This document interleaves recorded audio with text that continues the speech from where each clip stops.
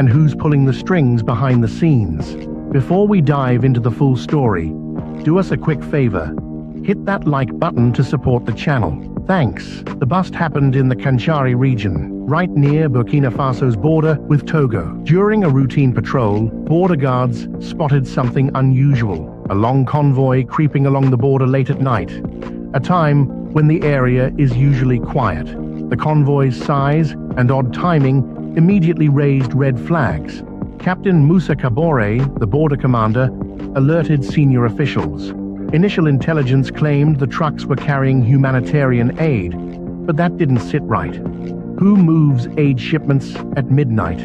And why use back roads instead of the main route? President Traoré didn't hesitate. Sensing something was off, he called in Special Forces Commander General Ibrahim Zerbo and gave a clear but cautious order: intercept that convoy, but be careful. This might be more than just smuggling. Special Forces quickly moved into position, setting up a covert ambush along the convoy's path. Drones and helicopters began tracking the trucks from above. At 4 a.m., they made their move, blocking the road just as the trucks rolled in. Caught off guard, the drivers tried to flee, but they didn't get far. Within minutes, everyone was captured. When they opened the first truck, the team was stunned. Inside what looked like sacks of humanitarian supplies were AK-47s, M16s, rocket launchers, grenades, everything you'd expect in a full-blown military arsenal.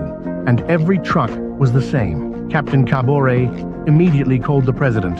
"Mr. President, you won't believe this. These trucks are packed with enough weapons to supply an entire army." President Traoré, calm but firm, responded, "Collect everything. Don't lose a single bullet, and make those drivers talk. We need to know who's behind this. Someone is preparing for war in Burkina Faso." The scale of this operation and the kind of firepower involved suggest this is no small-time smuggling ring. The real question now is, who's planning what and why? One of the captured drivers, Jean-Baptiste Compaoré, was the first to break.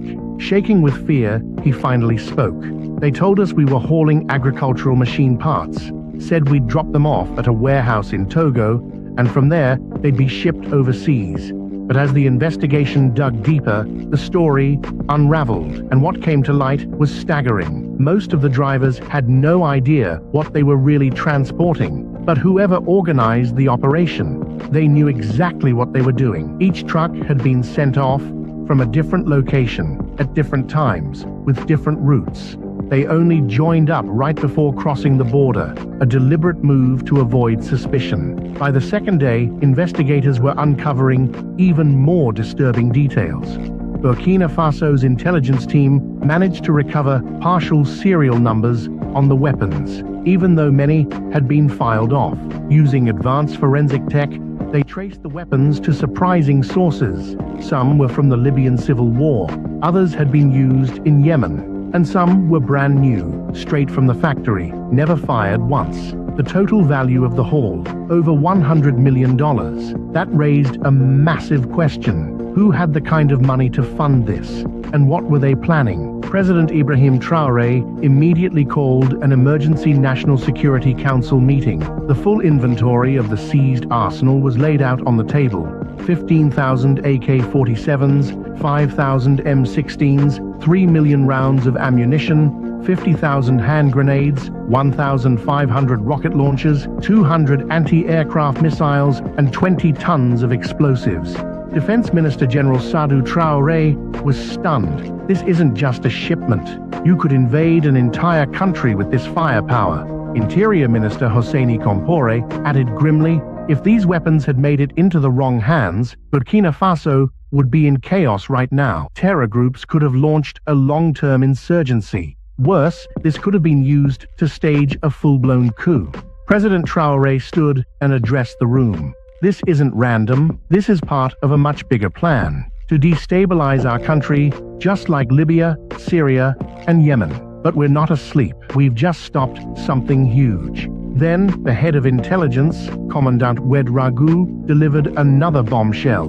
"Mr. President, one of the drivers just gave us a name. The weapons were headed to secret warehouses in Ouagadougou. That's where they were going to be distributed. Without hesitation, President Traoré made a decisive move. Launch a full-scale operation in Ouagadougou. Search every suspicious warehouse. Find out who was waiting for these weapons. And most importantly, track the money. Follow the financing. That's where the truth lies.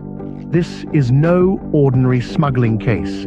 This is an attempt to ignite a war from the shadows, and Traoré just might have stopped it in time. The next day, dawn. Operations began in the capital, Ouagadougou. Simultaneous raids were conducted on 23 different addresses. More weapons were found in 17 warehouses. The size of the weapon stocks was mind-boggling. Among those arrested were very familiar names: former ministers, retired generals, wealthy businessmen, and even some foreign diplomats. Their common feature was their opposition to the Traoré administration. On the fourth day of the investigation, the operation took a jaw-dropping turn. One of the arrested suspects, prominent businessman named Francois Bonkungu, cracked under pressure. His confession hit like a bombshell. Shaking, barely able to speak, Bonkungu said, "This wasn't just about weapons. The plan was set in motion months ago.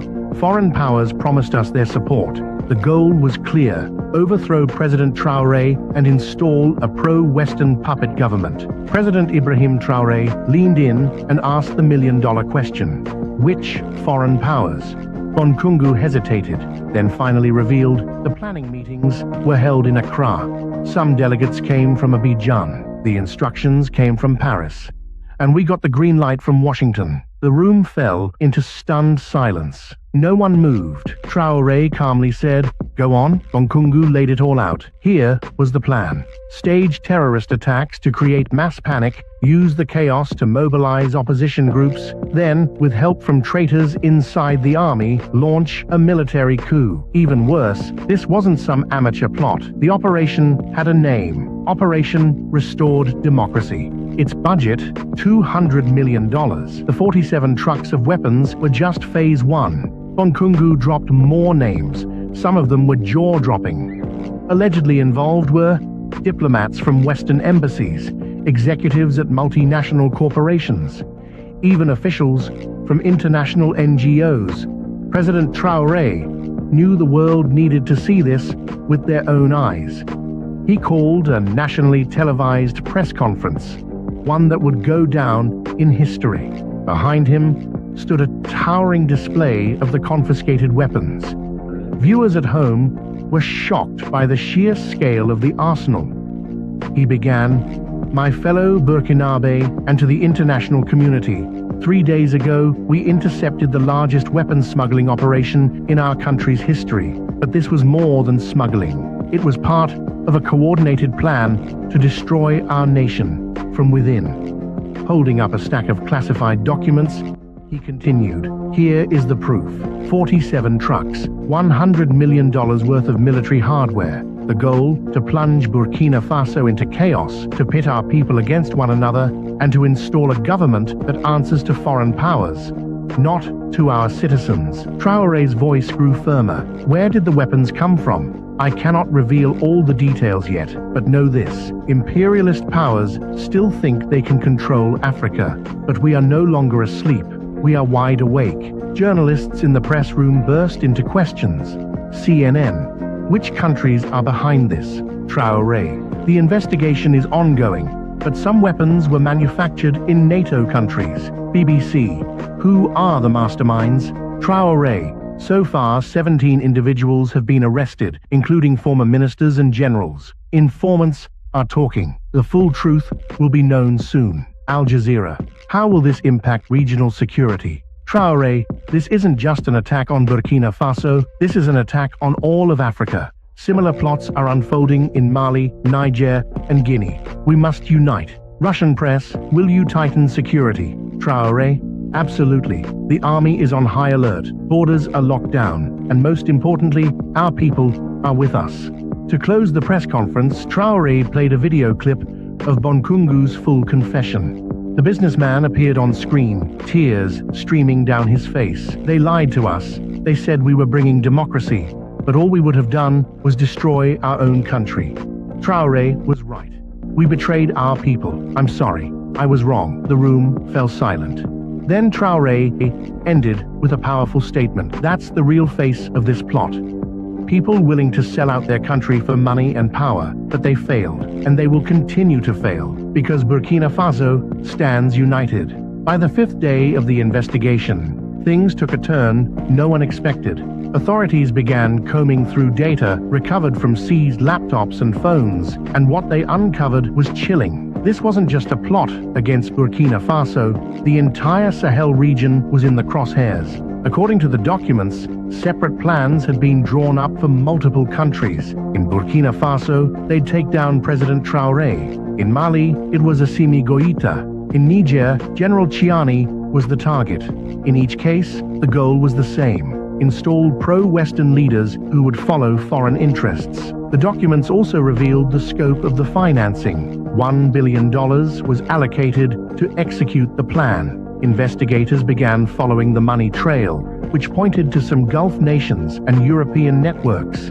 It was clear this conspiracy wasn't just local, it was global. President Ibrahim Traoré called a second press conference. This time, his tone was fierce, his message unfiltered. "The masks are off.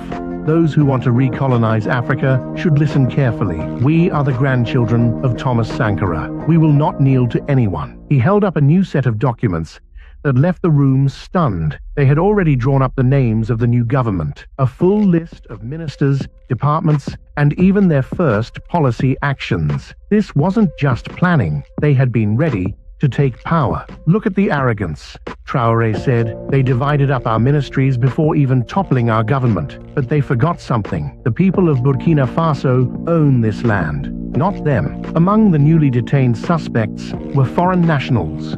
3 French citizens, 2 British, 1 American, and surprisingly, 2 Israelis. All carried diplomatic passports, but none were actual diplomats. Their arrests sparked a global diplomatic firestorm. Western governments immediately demanded their release, but Traoré stood firm. Having a diplomatic passport does not give you permission to commit crimes on our soil. On day 6, the accused were brought to court. The charges were serious: attempting to overthrow the state, organizing a terrorist group, weapons trafficking, and even treason. The courtroom was packed with citizens demanding justice. The suspects looked broken. Some cried, others apologized, but it was too late. The prosecutor's case was airtight, filled with audio recordings, surveillance footage, bank transactions, and even full confessions. Even defense attorneys struggled to find a way to respond. Meanwhile, international pressure on Burkina Faso mounted. Some Western nations threatened economic sanctions if the foreign detainees weren't released. But Traoré didn't flinch. History will judge those who try to intimidate us. While some Western nations applied pressure, others stepped up in support. Russia declared Traoré had the right to defend his country. China went a step further, offering to donate security equipment to Burkina Faso. "We stand with them in the fight against terrorism." Turkey added their voice. "Africa's security is our security. Arms smuggling is a crime against humanity." Iran condemned the plot. "Imperialist powers must leave Africa alone. Democracy cannot be delivered at gunpoint." And Venezuelan President Nicolas Maduro praised Traoré directly. Brother Traoré is today's Simón Bolívar, a hero of the anti-imperialist struggle. On the 7th day, Traoré appeared before the people. Thousands had gathered. His speech was historic. "Dear people, a week ago, we prevented a major conspiracy against our country. We seized 47 trucks of weapons, but more importantly, we disrupted the game. We caught those who wanted to turn us against each other." The people applauded enthusiastically. Traoré continued, "This victory is not only ours, but all of Africa's victory. Now no one can play games with weapons in Africa. Now no one can try to make us puppets." Young people kept tempo chanting, "Traoré, Traoré," women shouted victory cries, the elderly shed tears. Traoré finished his words, "Like this, we will melt these weapons and build schools, build hospitals. We will transform death tools into life tools. This is the real victory." When the speech ended, the square was roaring. Everyone was hugging, kissing, celebrating. Burkina Faso had been saved from a great disaster. By day 8 of the operation, the future of the seized weapons was finally clear. As President Ibrahim Traoré had promised, the weapons wouldn't go to waste. Some would be melted down and sold as scrap, with the proceeds going straight into education. Others would be handed over to modernize Burkina Faso's military. The rest would be destroyed permanently. But this wasn't just about disarming a threat. This moment had become a powerful symbol of Africa's awakening. Traoré hadn't just seized illegal weapons, he'd reclaimed the dignity of a continent. His bold stand was a clear message to the world. Africa will write its own future now. And as the shockwaves of the operation spread across the region, a new era was being born. The old tactics of intimidation and control, through violence, bribery, and foreign interference, were starting to lose their grip. 2 days later, on day 10, Traoré made another unexpected move. He called for a massive public gathering in Independence Square, where some of the seized weapons would be put on display. Tens of thousands of citizens showed up, many in disbelief at the towering piles of rifles, rockets, and grenades. An elderly man wept as he stared at the weapons. "They were going to kill our grandchildren with these," a young woman shouted through tears. "If it wasn't for Traoré, we'd already be in a civil war." President Traoré stepped up to the microphone, calm but commanding. "This is what I wanted you to see. This was the future our enemies had planned for us. But we stayed alert. We stayed united. And we won." Then he made a bold promise that brought the crowd to its feet. "With the money we earn from melting these weapons, we'll build 100 new schools, 50 health clinics, and 1,000 kilometers of irrigation canals. Tools of death will become projects of life." As the crowd erupted in applause, a giant cauldron was rolled onto the stage. In front of the nation and the world, the first rifle was dropped into the fire. The metal melted, then was poured into a mold. "The first thing we're forging," Traoré said, "is a school bell, and every morning, when our children hear it ring, they'll be hearing the sound of peace." The scene made headlines worldwide. International observers were stunned. A United Nations representative called it a first in African history, literally transforming weapons into peace symbols. The African Union's special envoy gave a moving speech. Traoré didn't just seize weapons, he changed the direction of Africa's future. Now the entire continent is watching and ready to follow.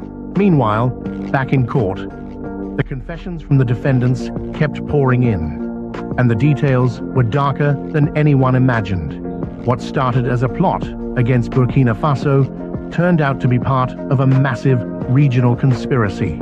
The root of the weapons was finally confirmed. The arms had originated in Eastern Europe, passed through Libya, and were smuggled south into the Sahel. At each border, intermediaries, bribes, and corrupt officials helped move the cargo. It wasn't just trafficking, it was a full-blown organized crime network. Traoré handed over the evidence to Interpol, triggering a wave of international arrests. Assets were frozen. Warrants were issued. The global web of arms dealers and political saboteurs was starting to unravel. The story was no longer just about Burkina Faso. This was about an entire continent saying, enough. With leaders like Traoré rising and the people behind them, Africa is stepping out of the shadows of foreign control and into its own future. From weapons to school bells, from fear to unity, from silence to resistance. On the 15th day of the operation, something powerful happened. President Traoré officially declared it a national day of celebration. From now on, every year, this day would be known as National Awakening and Victory Day. In every school across Burkina Faso, students would learn the story. The lessons of courage, unity, and resistance would be passed on, generation after generation. In his final speech of the operation, Traoré stood. This victory proves that Africa no longer needs to rely on anyone else. We can defend ourselves. We can shape our own future. And most importantly, when we stand together, we are unstoppable. Not by guns, not by bribes, not by lies. Traoré didn't just shut down a massive arms trafficking network. He flipped the script for the entire continent. Africa, he said, will no longer be a dumping ground for weapons. It will be a hub of hope, a source of peace, freedom, and brotherhood. That was the true miracle of this mission. Not the seizure of 47 trucks full of weapons, but the winning of 47 million hearts. And those hearts, they're now beating for freedom, beating for independence, and beating for Africa. Thanks for watching. If this inspired you, don't forget to like, share, and subscribe, and I'll catch you in the next video.